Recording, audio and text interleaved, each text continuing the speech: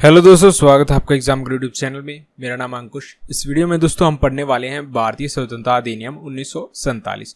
तो क्या था ये अधिनियम, इसके बारे में पूरी डिटेल से हम इस वीडियो में जानने वाले हैं। तो चलिए स्टार्ट करते हैं। तो दोस्तों हमें सबसे पहले पढ़ना होगा इटली की घोषणा। तो इटली कौन थे? क्लीमेंट इटली जो है यूके के प्राइम मिनिस्टर थे। ये क्या करते हैं, 20 फरवरी 1947 को भारतीय स्वतंत्रता की घोषणा करते हैं कि हम जो है भारत को आज़ाद करने जा रहे हैं।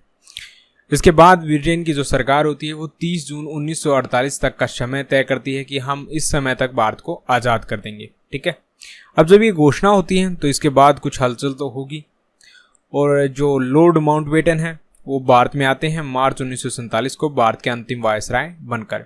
इनका जो मेन काम था वो यही था, भारत को स्वतंत्रता देना और जो भारत पाकिस्तान की बाउंड्री है उनको तय करना। ठीक है, तो अगर हम लॉर्ड माउंटबेटन प्लान पढ़ेंगे तो उसके अंदर हमें पता चल जाएगा भारत स्वतंत्रता अधिनियम क्या था। ठीक है, तो यही पढ़ना हमें। लेकिन इससे पहले एक चीज़ थोड़ा सा इसके बारे में जान लेते हैं, ये इस अधिनियम के बारे में।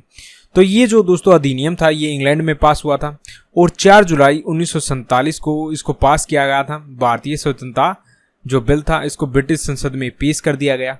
कब? 4 जुलाई 1947 को। और 18 जुलाई 1947 को दोस्तों ये जो बिल था ये पास कर दिया गया वहां की संसद के द्वारा। ठीक है, अब दोस्तों हम पढ़ते हैं लॉर्ड माउंटबेटन प्लान।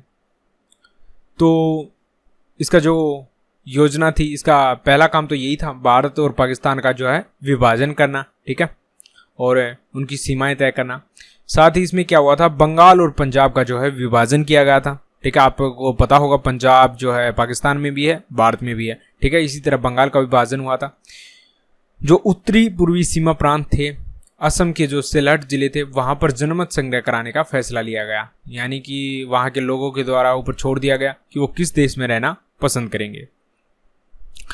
पाकिस्तान के लिए अलग से संविधान निर्माण किया गया। साथ ही पृथक अलग से एक संविधान सभा का भी गठन किया गया। ठीक है, रियासतों को ये छूट दे दी गई। भारत के अंदर उस समय कई रियासतें होती थी, छोटी बड़ी। ठीक है, तो लगभग 600 रियासतें होती थी।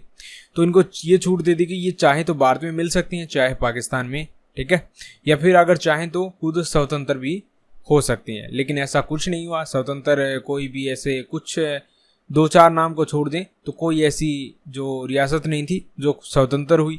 सब या तो कोई भारत में गया या पाकिस्तान में। ठीक है, भारत और पाकिस्तान को सत्ता हस्तांतरण के लिए 15 अगस्त 1947 का दिन नियत किया गया था। यानी ये दिन तय कर दिया गया कि हम इस समय जो है भारत और पाकिस्तान दोनों को आजाद कर देंगे। 15 अगस्त 1947 को क्या मनाया जाता है? स्वतंत्रता दिवस। ठीक है, अब इसके अलावा थोड़ा सा और पढ़ लेते हैं इसके बारे में।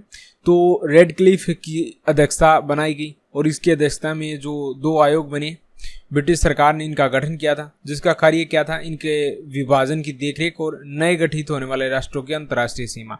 तो अब जो भारत पाकिस्तान बन चुके थे तो इनकी सीमा तो बनानी थी। ठीक है, तो उसको बनाने के लिए सर रेडक्लिफ की अध्यक्षता में 2 आयोग बनाए गए। ठीक है, जिन्होंने फिर जो है भारत और पाकिस्तान की बाउंड्री तय की। स्वतंत्रता के समय भारत में जो है 565 छोटी बड़ी रियासतें शामिल हुई थी। ठीक है, तो मैंने बताया आपको 600 के आसपास ये रियासतें थी, जिसमें से 565 रियासतें भारत में शामिल हुई थी।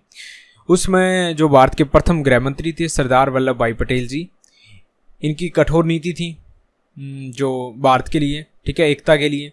तो इसी वजह से 15 अगस्त 1947 तक जम्मू कश्मीर, जूनागढ़ और हैदराबाद जैसे कुछ अपवादों को छोड़ दे तो सभी रियासतों ने विलय पत्र पर साइन कर दिए थे, यानी भारत में विलय हो गए थे। ये विवाद में जो है उसी समय भारत में इनका भी विलय हो गया था। ठीक है, गोवा और पुडुचेरी ये दोस्तों अभी तक जो है भारत के अंदर नहीं थे। ये गोवा जो था ये पुर्तगालियों के अंडर था, और जो फ्रांस था, जो पुडुचेरी था ये फ्रांसीसियों के अधिकार में था। ठीक है, लेकिन बाद में जो है ये भी भारत में शामिल हो गए थे। तो दोस्तों यही था भारतीय स्वतंत्रता अधिनियम 1947। अगर आपको वीडियो पसंद आता तो इसे लाइक करें, शेयर करें, चैनल को सब्सक्राइब जरूर कर लें। Thanks for watching.